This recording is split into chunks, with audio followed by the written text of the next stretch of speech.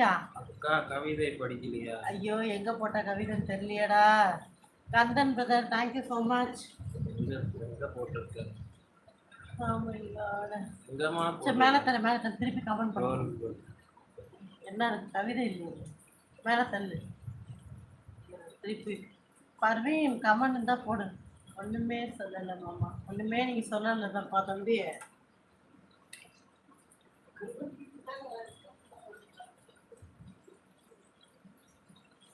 பாவம்ப்பா, ஒருத்தருடைய மனசை கஷ்டப்படுத்துறதுல என்ன ஒரு சந்தோஷம் ஒன்றுமே கிடையாது. அவ்வளோதான், அவங்க மனசு கஷ்டப்படும், அதில் நம்ம குளிர்ச்சியாக போக வேண்டியதுதான். அந்த ஒரு செகண்டு அது ஒரு நிம்மதியாக, அது ஒரு லைஃப்பில் யாருக்குமே அந்த ஒரு நிமிஷம் மட்டும்தான் சந்தோஷமாக இருக்க முடியும். அதுக்கப்புறம்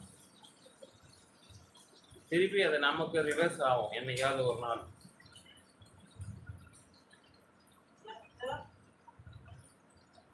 ஏதாவது போட்டிருக்காங்களா அக்கா?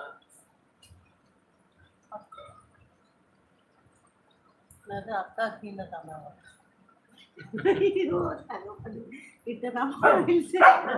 அப்படி ஏன் கமெண்ட் வச்சான்னு அர்த்தமே அவனுக்கு. இது ஹைலைட் பெட்டை அது மல்லியில் வச்சுருந்த கீழே தள்ளி பார்த்தாச்சு கரெக்ட். ஆமாம் பிரதர், இன்னைக்கு நம்ம யாரை வேணாலும் எப்போ வேணாலும் கஷ்டப்படுத்தலாம். அந்த ஒரு செகண்ட் தான் நமக்கு அந்த நிம்மதி இருக்கும். அதுக்கப்புறம் அவங்களுக்கு ரிவர்ஸ் ஆகும்போது 4 பேர் அவங்கள பார்த்து சிரிப்பாங்க. அப்போ அவனுக்கு கஷ்டமாக இருக்கும்ல, அதை யோசிச்சு பார்க்கணும். நம்ம அன்னைக்கு செஞ்ச தப்பு நமக்கு இன்னைக்கு வந்துருக்கு அப்படின்னு தோணணும். கண்டிப்பாக நடக்கும், ஒரு நாள் இல்லை ஒரு நாள் எல்லாருக்கும் அப்படிதான். எனக்கெல்லாம் நான் ஏதாவது தப்பு பண்ணா அப்பவே காட்டிடும், அது என்னன்னே தெரில. சில பேருக்கெல்லாம் லேட்டாக காட்டும், நமக்கெல்லாம் அப்பவே எல்லாம் காட்டி என்ன பண்ணுறது.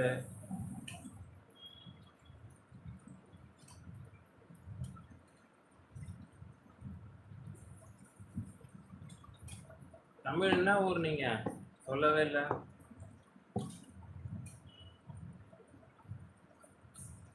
நான் எங்கப்பா தூங்குறேன் அன்பு மச்சான், அன்புன்னு பேரை வச்சுக்கின்னு என்ன தூங்குறேன்றிய? நான் சரக்கு அடிக்கிறேன்னா?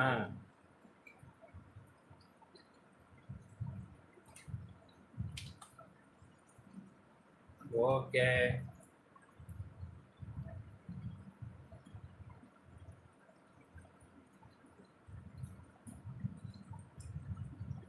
ஆமாம் ஓகே பிரதர், ஓகே. செங்கல்பட்டா? நான் சாப்பிட்டேன் பிரதர். ஓய் பாஸ்கர், என்ன எங்கே தான் போனீங்க? ஆளையே காணோம். ஏன் மச்சி? பாஸ்கர் மச்சி,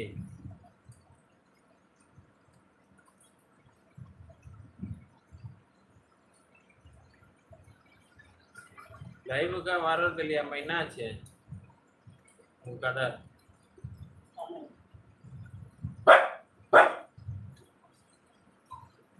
நான் சாப்பிட்டேன் பிரதர், சுமிதா சாப்பிடல.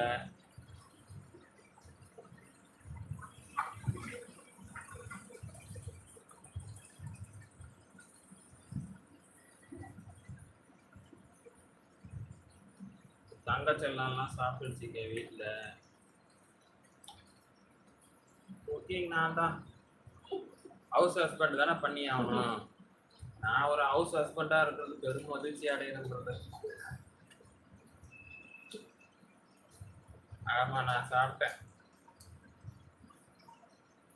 நீங்களும் ஹவுஸ் ஹஸ்பண்டாக மாறிடுங்க.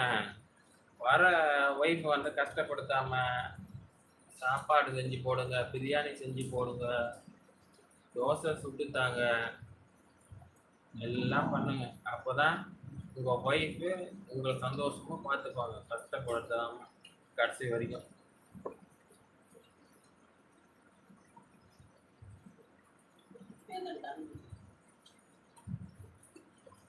ஒன்று 180 என் அன்பு, என்ன உன் கதை உனக்கு? நான் தண்ணி எல்லாம் அடிக்க மாட்டேன்ப்பா. நீ வேற.